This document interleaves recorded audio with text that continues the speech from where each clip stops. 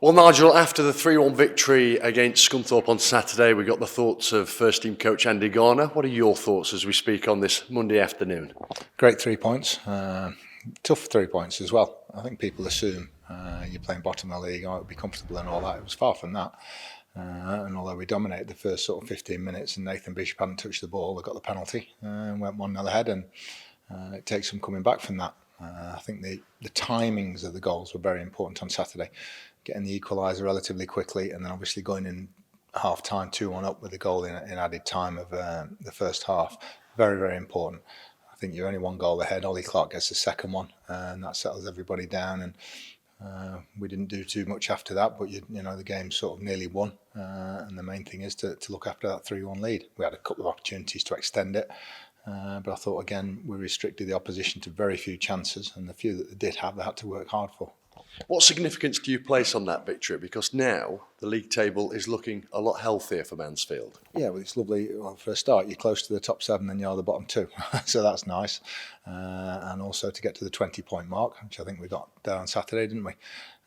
So it was an important victory for lots of reasons. Keeps the run going. And we said about it before the Stevenage game, you know, the next 5 results go a long way to defining the season. Well, we've won the first 2 on the road this week for 2 tough away games before going to Doncaster. Funny old game, isn't it? Football. We sat here around about 4 weeks ago during a very challenging period, and now 4 weeks later, Mansfield are on their best run in 4 years. 5 winning games on the spin, the best sequence of results since Steve Evans was in charge. Yeah, it's not funny. It's just quite logical at times that if you are without your best players, you find it very difficult to win games. And when the majority of those players are available and you get a bit of confidence, then you're more likely to get the 3 points, and that's all that's happened. You know, we talked about it, and I'm so pleased for the players keeping the faith in everybody because it was pretty dark times after the Northampton game, but the response after that, the Port Vale game, and then the Exeter performance, you know, we've won 5 after that, but those 2 performances were good as well. And although we only got the 1 point from 6, I think that was the start of the run there and then. Getting players back, and then you start building that confidence slowly. And it's nice when it's justified what we were saying in that time, that we needed 1 win and we'd be away, and we needed to get our players back. Let's prove that. Does that give you heart? Because you were saying it back then, but it's reinforced it, hasn't it? Yeah, hopefully. I don't think you believe me, amongst many other people. How dare you doubt me? I think you were definitely a bit sceptical, because when you were saying it, I was looking back at it and you're thinking, yeah, same old rubbish again. You said you didn't know you'd be here. I said, of course you would. Who was right there? Yeah, I must say you were right. And the support I think we got through that period was very important from everybody. But it is lovely. We're still not there 100%, but it's lovely to have those 5 victories in the bag, and sets us up for, I think, for certainly the rest of this week and up till Christmas. Let's try and keep this run going. 2 long trips ahead then. Sutton tomorrow night, Crawley on Saturday. What's the plan? Well, we have to go down overnight. It's too far to travel on the day, especially when you're M1 and M25 involved. So we'll have a training session later on Monday afternoon and then go down. Have a training session Tuesday morning. Back probably early hours of the morning, as will the supporters. And talking about the 2 trips as well, we fully understand. We love the away sport, but fully understand if supporters can't go. And it's, I know people almost sort of, I want to go every game, and sometimes it's not possible, especially when you have 2 in 4 days like we have. And the Doncaster, where we've sold 2,500 tickets for, I think it's great. Save your money for that if you can. And then obviously the Christmas games coming up are very important as well. So long trips for us. Any support we get will be greatly appreciated, but understand if we can't.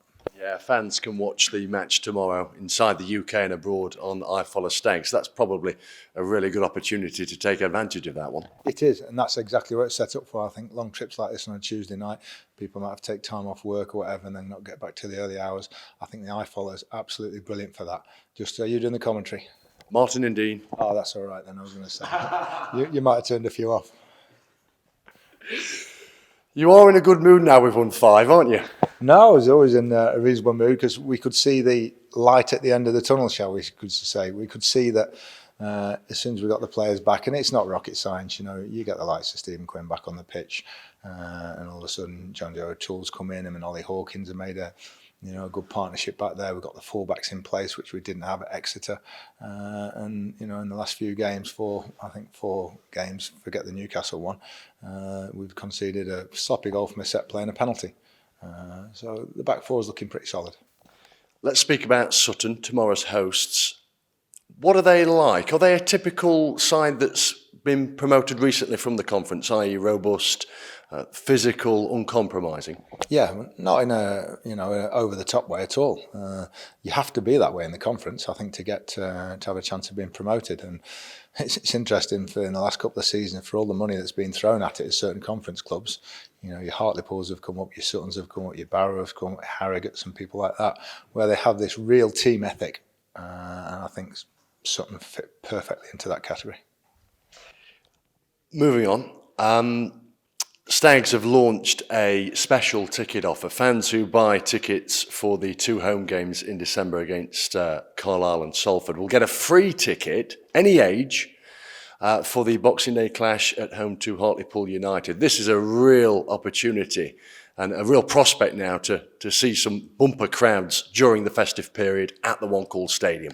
Yeah, I think you can see the way the players responded on Saturday to the good crowd we had in, and we've had some great crowds already this season. So I think it's a wonderful offer from the club again.